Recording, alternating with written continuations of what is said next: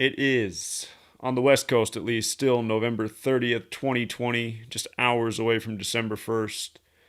And I don't know if it's true in your neck of the woods, but we got some smartphone update today that asked if we wanted to participate in the COVID 19 tracking.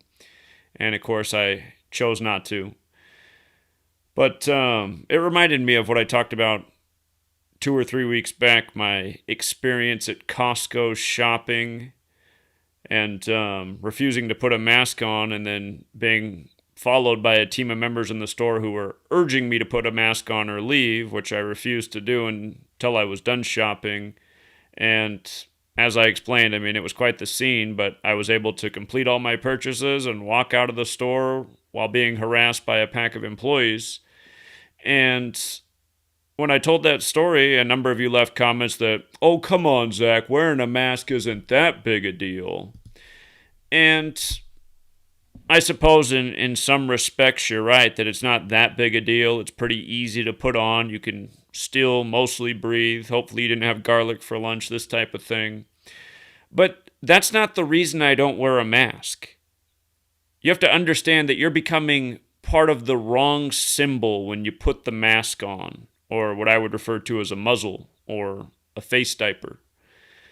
And again, you got to realize what the symbolism of putting that mask on is. It means that you comply with the agenda that's being waged against humanity, which is based on a lie, which is meant to destroy our quality of life, or further wither away our quality of life.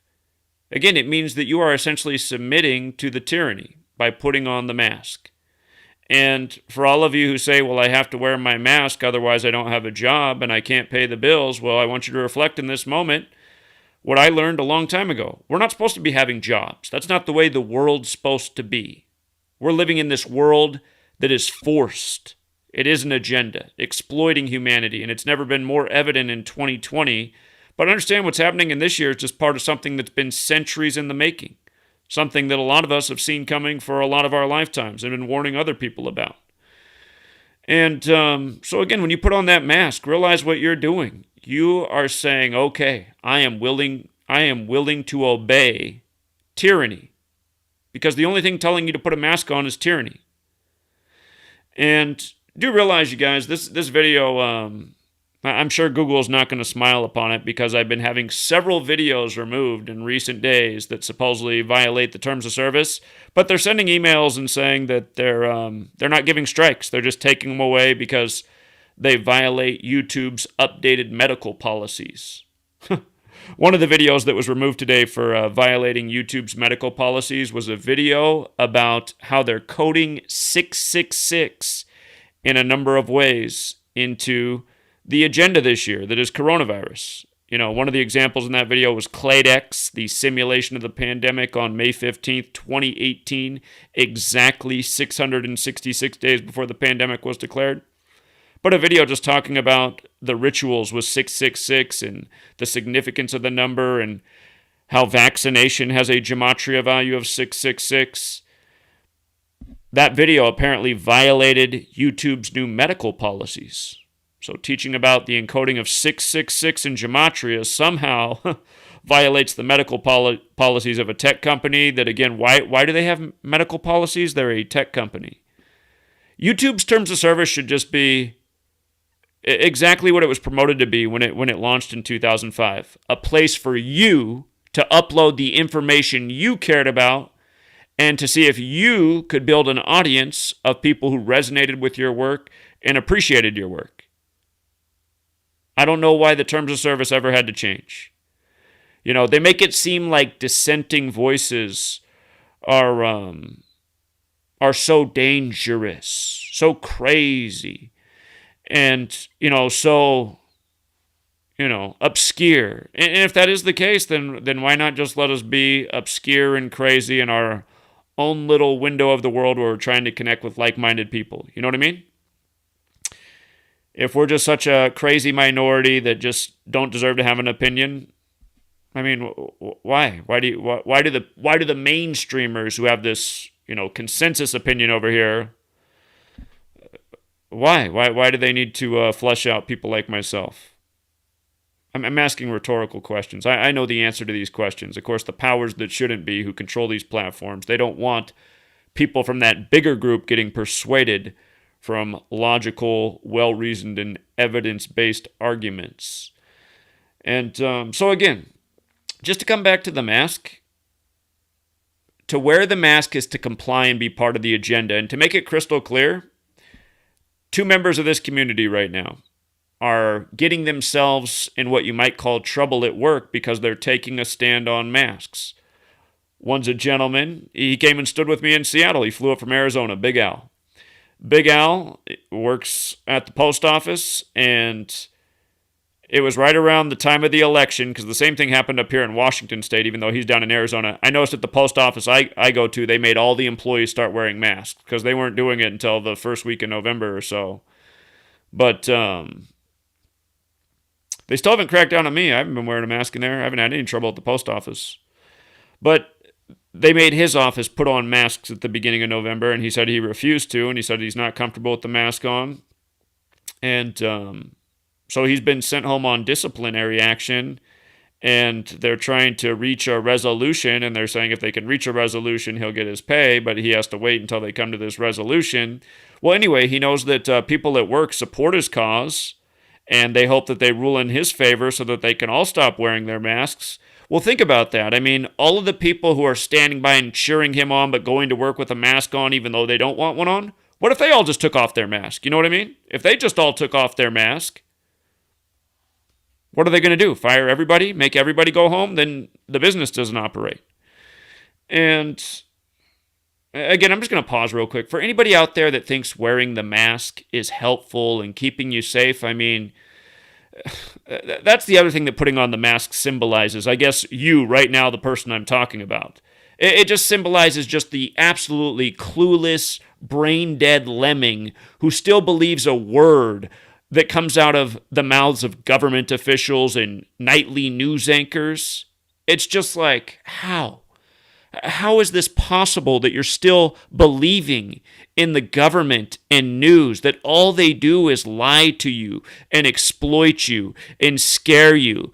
And realize a lot of that fear is consumerism, because they want you to go out and buy stuff, like all the toilet paper, all the hand sanitizer, or Clorox.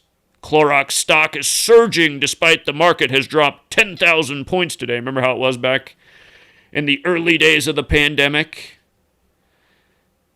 Clorox had that smart packaging in advance that their stuff killed coronavirus. Most other competitors didn't have that language on the bottle, so Clorox just shot even further up in terms of its market dominance.